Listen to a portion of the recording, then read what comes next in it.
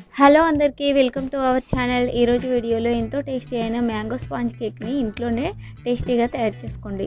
దీనికోసం అయితే 1 cup mango ముక్కలను అయితే తీసుకోవాలి. పీలంతా తీసేసుకొని చిన్న చిన్న ముక్కలు చేసుకొని ఒక మిక్సీ జార్లో అయితే వేసుకోవాలి. 1 కప్పు షుగర్ పౌడర్ కూడా వేసుకొని మొత్తం అంతా మిక్సీ పట్టుకొని ఒక బౌల్లో అయితే వేసుకోవాలి మ్యాంగో మిక్చర్ని. తర్వాత 1 కప్పు సన్ఫ్లవర్ ఆయిల్ అయితే తీసుకోవాలి.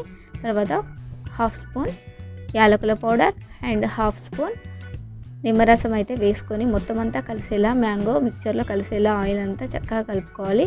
ఈ విధంగా 1 డైరెక్షన్లో విస్కర్తో ఈ విధంగా కలుపుకోవాలి.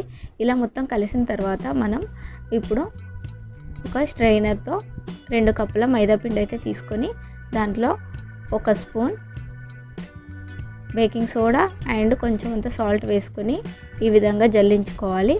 ఈ విధంగా మొత్తం అంతా జల్లించుకున్న తర్వాత మనం ఒక స్పాచులాతో కట్ అండ్ ఫోల్డ్ మెథడ్లో మొత్తం అంతా కలిసేలాగా మ్యాంగో మిక్చర్లో మైదా పిండి అంతా కలిసేలాగా ఈ విధంగా కలుపుకోవాలి. ఈ విధంగా వీడియోలో చూపిస్తున్నట్టుగా ఒకటే డైరెక్షన్లో కట్ అండ్ ఫోల్డ్ మెథడ్లో ఈ విధంగా కలుపుకోవాలి. ఇలా కలిసిన తర్వాత కొంచెం మనకు కేక్ మిక్చర్ అనేది గట్టిగా ఉంటే మనమైతే మిల్క్ అయితే యాడ్ చేసుకోవాలి.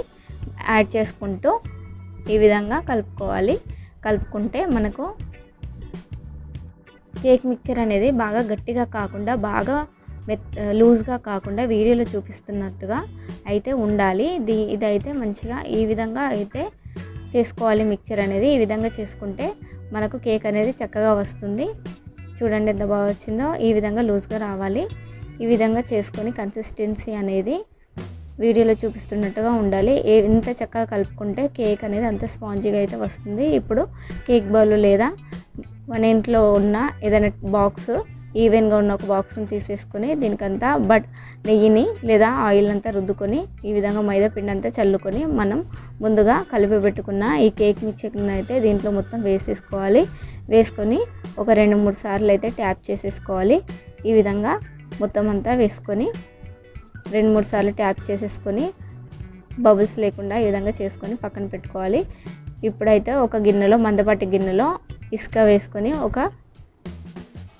ఇసుకంతా వేడయ్యాక ఒక 50 మినిట్స్ తర్వాత మనం ఈ బౌల్ని అయితే కేక్ బౌల్ని అయితే అందులో పెట్టేసుకొని మనం మూత పెట్టుకొని ఒక 40 to 50 మినిట్స్ అయితే మంచిగా మీడియం ఫ్లేమ్లో కుక్ చేసుకోవాలి.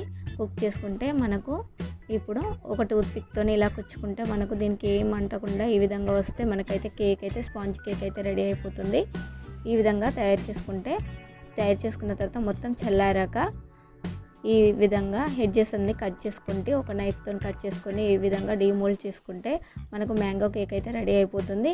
దీన్ని ఈ విధంగా చెర్రీస్తో లేక మీకు నచ్చిన జెమ్స్తో ఇట్లా డెకరేట్ చేసుకోండి. చాలా టేస్టీగా ఉంటుంది. కంపల్సరీ ట్రై చేయండి. వీడియో కనుక నచ్చినట్లయితే లైక్, షేర్, కామెంట్ అయితే చేయండి. ఇలాంటి వీడియోస్ కోసం మన ఛానల్ని సబ్స్క్రైబ్ చేసుకోండి. Thank you.